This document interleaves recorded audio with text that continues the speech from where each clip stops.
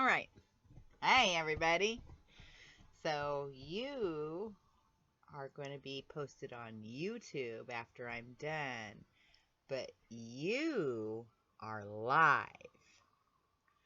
This is my 2021 post World Benzodiazepine Awareness Day video.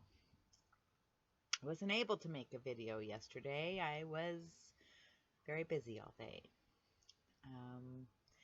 So I'm doing it today because I have done a video every year since 2016. 2016, actually I think I did my first video in 2017. 2016, on World Benzodiazepine Day, that was the day I jumped off taking Xanax after titrating down from 4 to 6 milligrams daily to 1 milligram daily. And on July 12th, 2016, I abruptly stopped. My prescription ran out. And without being thoughtful of the process, I just decided I was done. I had also just 2 months prior, finally, after a 4-year taper, had discontinued opiates. I had been on oxycodone up to 90 milligrams daily for a number of years, and I weaned myself down off of that and had discontinued that May 10th, 2016. So I'm at a 5-year mark. I did end up going back on benzos. I was prescribed Ativan when I was hospitalized through my arduous ordeal. 2 different times I was given Ativan again, and I took what they were calling rescue doses. I know differently now, but and that ended on October 10th, 2016. So I'm almost at 5 years off benzos. I'm on 5 years off opiates, and I'm at 3.5 years off all prescription medications. Those that have been following me for years will see that I was on 19 prescription medications between 2010 and 2018, 17. And I have endured a lot to find my way off of all those medications. I've been disabled. I was put on disability by my primary care physician in 2011 after a slip and back injury. I didn't fall, but I cartwheeled my arms and legs to keep from falling, and that ripped a bunch of muscles in my back and left me unable to continue my work as a nurse. It sent me into a fibro flare, and over the next couple years, I became highly medicated because I had pain and muscle spasms. I had anxiety because I couldn't work. I had depression because I couldn't work. I didn't have a place to live. All kinds of things. And so medications just kept getting added on. That was their best course of treatment. I would question my nurse practitioner, you really think I should be on another medication? Well, the benefits outweigh the risks. This is the best course of action for what you've got going on. And so I complied. Because, I'm a retired nurse. You trust Western medicine if that's what you do. Anyway, it was a bit of a nightmare. And I'm so grateful. It's been very challenging. The things that I went through coming off of these medications is something many people don't survive. You don't hear about it on the news. You don't hear about it in the general course of conversation. But the truth is, there's many people who get damaged by medications and they try to discontinue them, and the doctors don't know how to help them, and the reactions that happen can appear as if someone is having some severe mental health issues, and so then they just put you on more medications, or they put you in a mental health place, and it's not good. They make it worse because they don't know what to do, unfortunately. And so those of us that have had to go through this, we've been pretty much on our own, right? You all know, you Facebook friends, we've been on our own, haven't we? We've had to figure out our own treatment plan. We've had to figure out our own titration levels. We've had to do our own personal research and experimentation on what might help. For me, it's been cannabis. Cannabis has been what has helped me. For some people, that's not the solution. Some people have a genetic allele that makes cannabis not work for them. They have bad reactions. No one's the same in this. We all have so many things to consider when we are coming off medications and going through what we're going through. What our past history is, what our belief system is regarding Western medicine, regarding alternative treatments, regarding trust of professionals who might just be humans who have done their best, but it wasn't our best for us. Yeah, we've had to do our own thing. And that's hard. That's really hard because the general population that's not going through this or hasn't witnessed this, they don't understand. They get very frightened. Many patients like you and I, we get frightened. We don't understand when we have cognitive impairments, when we feel irrational and irritable, when the doctors just want to give us more medications. There's just so much that's so misunderstood. And because we can't modulate all of our emotions and how this is affecting us. I mean, you look at people that have akathisia, severe physical, not just emotional. The emotional akathisia is what takes a lot of people's lives, really. But the physical akathisia, when you see it, you think, what's wrong with that person, man? Because it's someone who's like spazzing, they can't stop moving. Well, the general population looks at someone who's behaving that way or moving that way, and they come to all kinds of conclusions based on their perceptions and their past. And so that person is treated badly rather than getting the help that they need, which is support. Right now, really, that is all that really can be done when we are coming off these medications, benzodiazepines, opiates.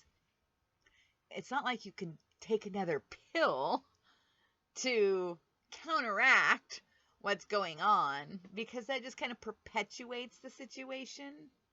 I know for me,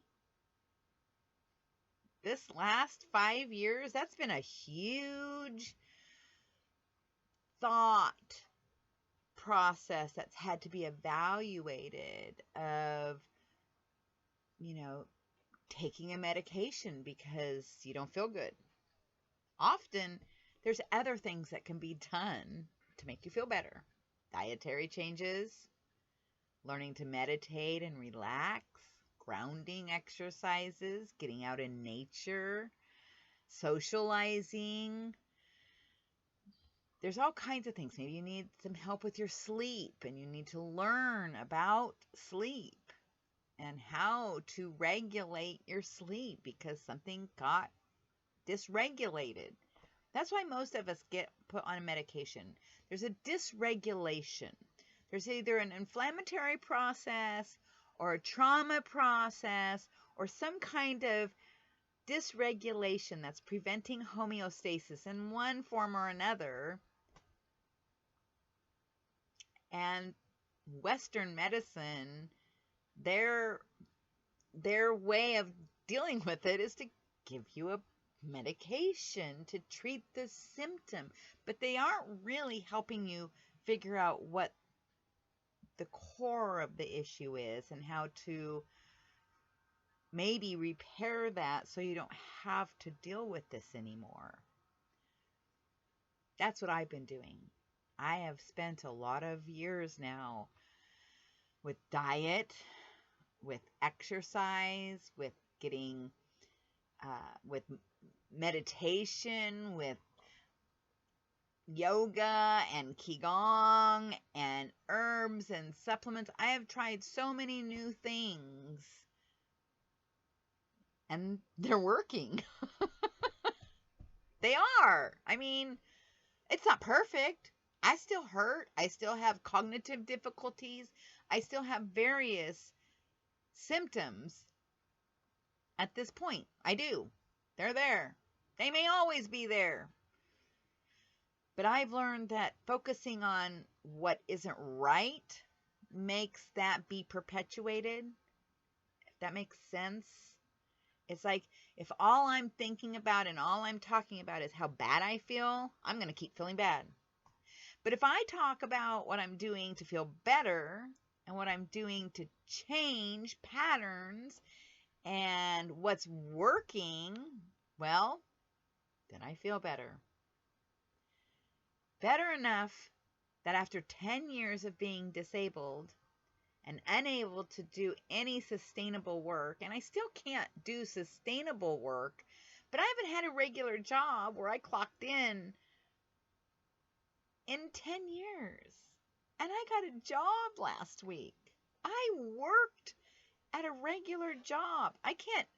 They had me work way more than I can keep up with, and I just am going to have to tell them I can't work that much. I told them when I started how much I only wanted to work 2 or 3 days, but they're really short-staffed, so I jumped in because that's the way I am, but I can't sustain that. And so I'm going to work just 2 or 3 shifts. It's my therapy. It gets me out of the house, forces me to have a routine. I'm getting some physical exercise. I'm getting socialization. I'm using my brain because I'm having to learn new things. I'm having to memorize things. And it's my own creative way of having therapy, and I get to earn a few pesos, which I'm on Social Security. I don't have very much income, and I can't grow with the income I have. I survive on the income I have. But I'm in a situation again. Y'all know my lily pad is a disaster, a total disaster, and so I just have to sell her at a loss and find something else. And, I'm just making the best of what comes my way. And that seems to be working for me. I still have challenges. I still have hardships. I have struggles. I don't always feel good. I don't always get along with everybody. I still am irritable. I still am edgy. And I don't like it. But it is what it is. I give myself grace. And I hope you do too. I really do. If you're coming off benzodiazepines or opiates or antidepressants or antipsychotics or any other medications that the side effects were worse than the original problem and then it escalates, give yourself grace, really. This is a hard thing. Doctors don't understand it. There's very few people you can talk to about it.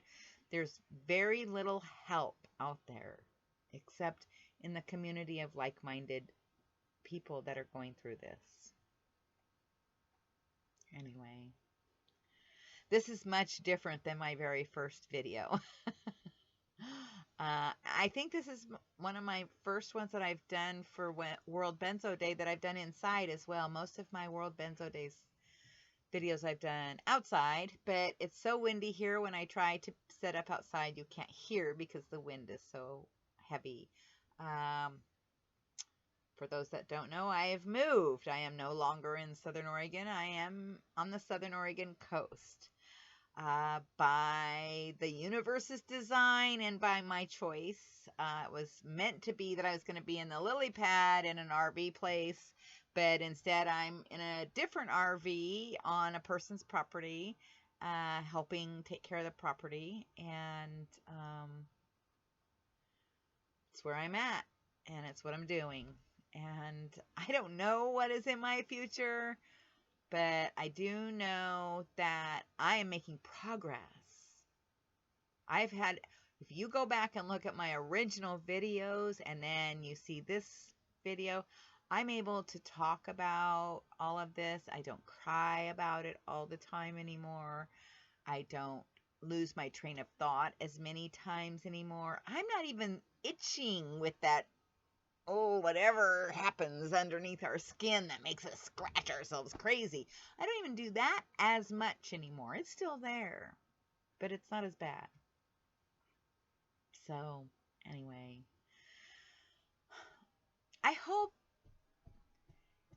if you're struggling, if you're in the midst of a taper, or you have recently completed a taper and everything seems like it's falling apart and you feel terrible and awful, I hope this has given you some inspiration, some hope, a sliver, because that's all I had, literally.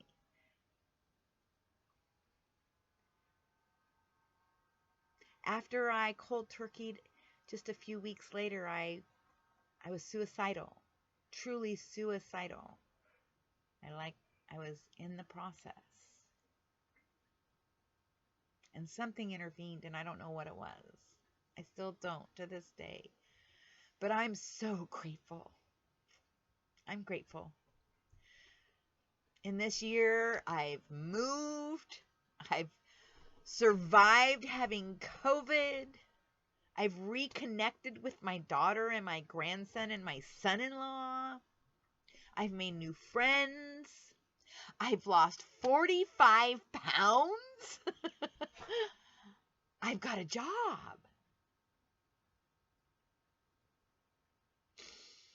Don't give up.